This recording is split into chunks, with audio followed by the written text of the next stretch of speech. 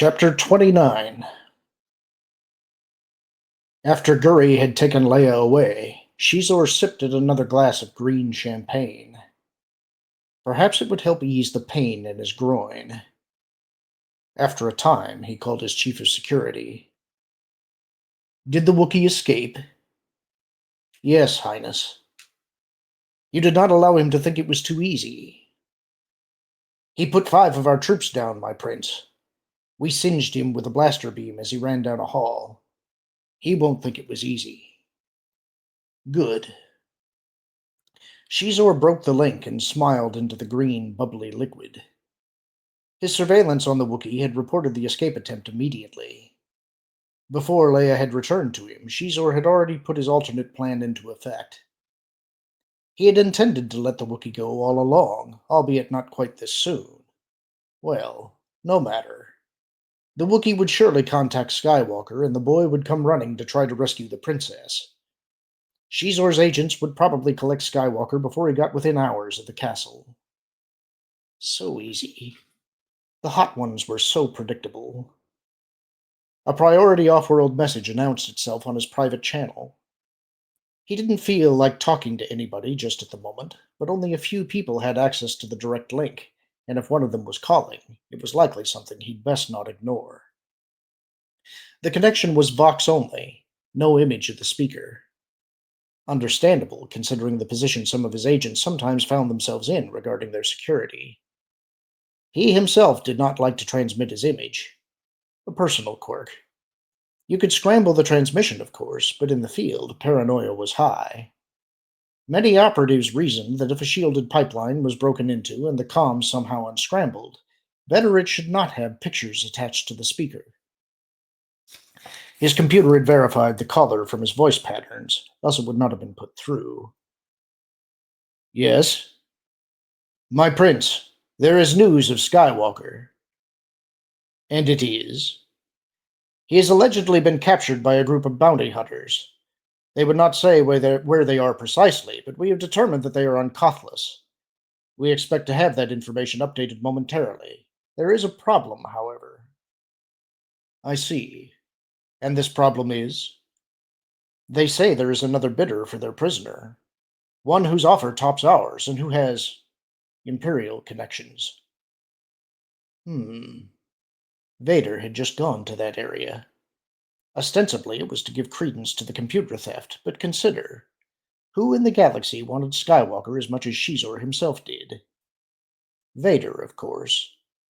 Then again, Vader was already back here on planet, had gone to see the Emperor, and there were no indications he had brought Skywalker back with him. Perhaps the information had reached him too late for him to make proper use of it. Or not reached him at all. Well, this ploy with the princess might not be necessary at all. "Tell them we'll double whatever the other side has to offer." "Highness, if we're bidding against the Empire, we can't match them." "I know that. It doesn't matter since we aren't ever going to have to pay it. As soon as we find out precisely where they are holding him, we'll scramble the Jade Ops team and collect him for free. We don't need him breathing, only his body." "Very well, Highness. Wait. Your pardon. I'm getting a call from one of our operatives regarding this. It may be the location we need." Xizor gave the agent leave to answer the call. He sat and waited, meditated on the ruthlessness of entropy, on the amount of time he had spent waiting for somebody to get back to him. Months, probably, maybe more. Of course, that happened a lot less now than once it had. When his agent came back online, his voice was shaky and he had difficulty speaking without swallowing frequently. "My prince, there has been a complication." Fear lurked in the man's words, like a desert scavenger circling a dying animal. "A complication," Xizor repeated. It seems that Skywalker has escaped custody, and Darth Vader is now personally involved. He was seen near the site of the escape within hours of the event." As the bearer of what he thought very bad news, the agent feared for his life. People had been killed for less when offering unhappy tidings to their princes, and the man knew it. Knew his employer had done it himself. Had doubtless heard the tale of the traitor Green by now, too. Xizor laughed. My prince? Finally, some good news. Vader had just missed Skywalker. The boy was free, and as long as Leia was safely installed here, sooner or later Skywalker would show up on Xizor's doorstep. The Wookiee would see to that. Do not concern yourself with Skywalker's escape, the Dark Prince said. That situation is under control. Someday, perhaps, he would allow this story to become public, once he was in control of the galaxy. Ah, people would say, how devious the Dark Prince is. Beware! Beware indeed. Leia tried the door to her room, but of course it was locked. She looked around. It didn't appear as if the last occupant had forgotten and left a spare blaster on the bedside table. There were no tools with which to open the door, no secret escape hatches that she could find. She also couldn't spot the holocam, but she was sure the room was wired for surveillance, given what she now knew.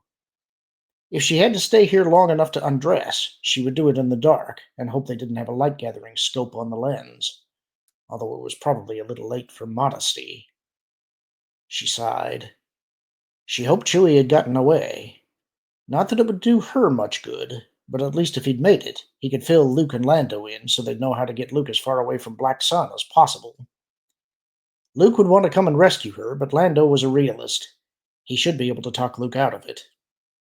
They needed to be free to rescue Han. That was the important thing. Forgive me, Han, for what I almost did. It was a drug.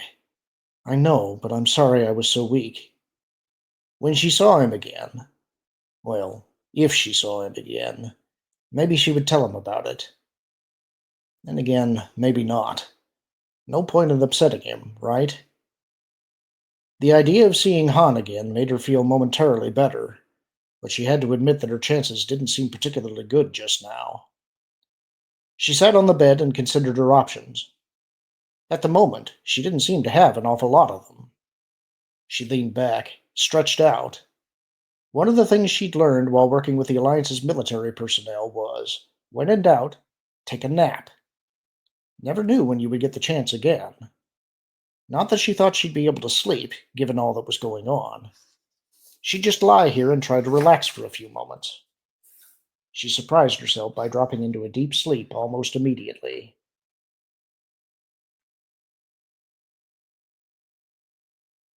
Lando didn't want to stop, but Luke insisted. Look, I trust the Force and it's telling me Leia's in danger, so let's just put in a call and check, okay? Can't it wait until we get to Tatooine? No. Lando sighed. All right, but you remember I did this. You owe me one. He dropped the Falcon out of hyperspace. How do we call? Luke asked. Lando smiled.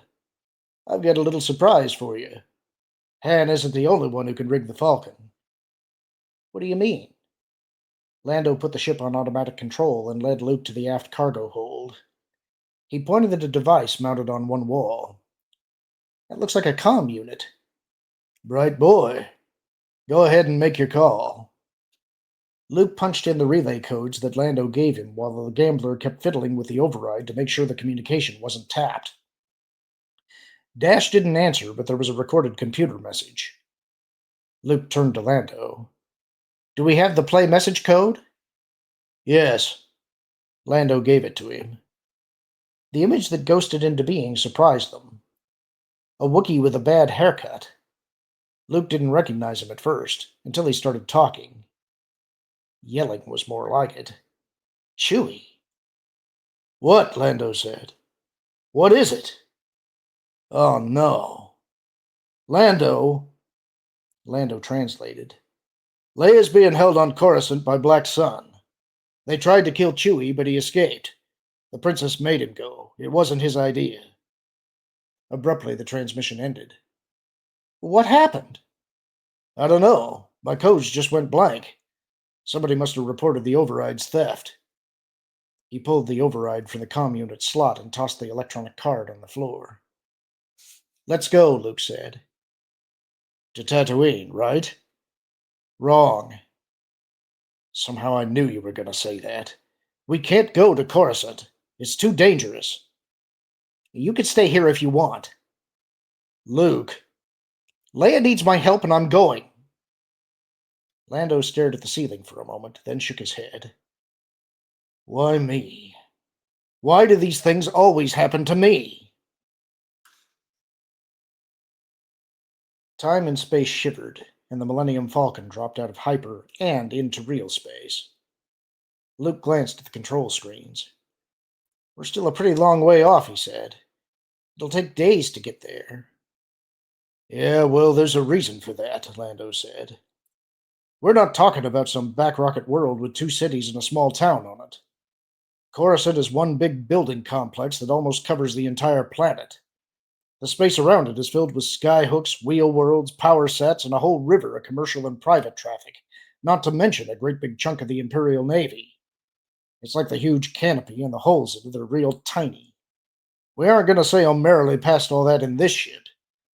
My guess is that the Falcon is plastered on computer wanted screens all over the galaxy, and sure as lizards like sunshine, on every security scanner here in the center of the Empire.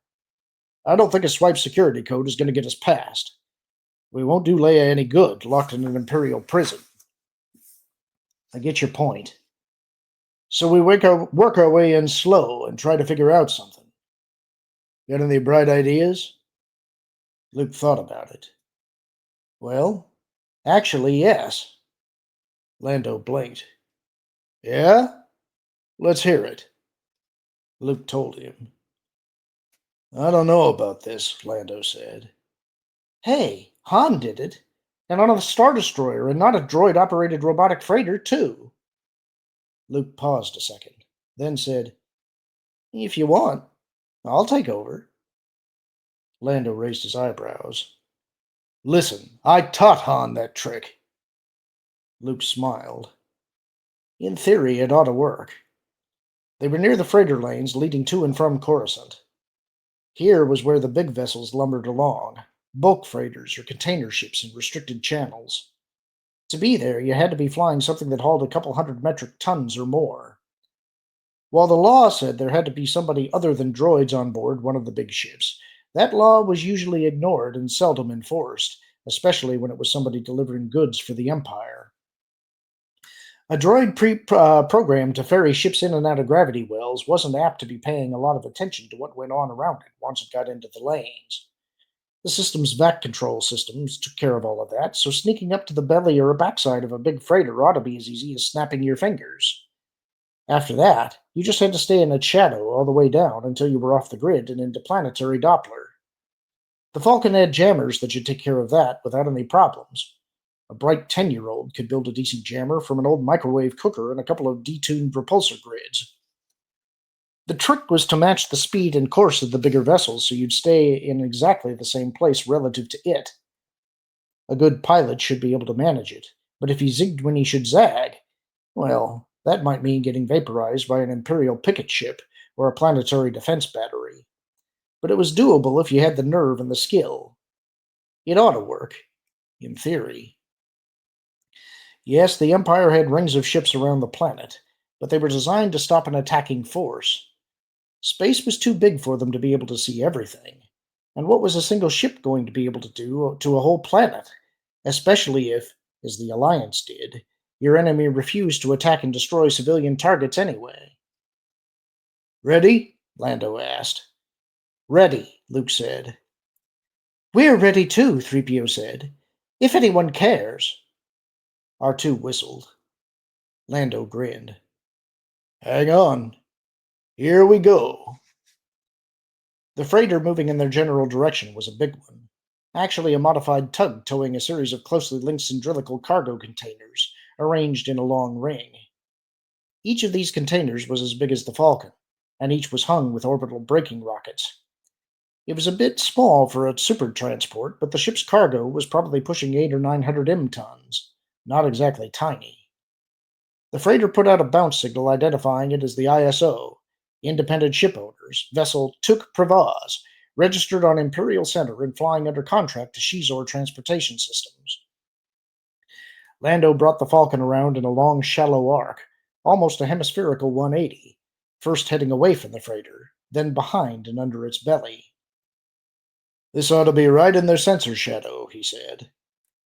Luke nodded. Big ships had plenty of blind spots, especially those towing large cargoes. If they could stay in the sensor shadow as they approached, the crew couldn't spot them. Once they were safely next to one of the cargo containers, nobody in the ship would be able to visually tag them, and unless they passed within spitting distance of one of the picket line ships, no Imperial eyes would be able to make them out either. Luke looked at the scopes. Lando was dead on his flight plan.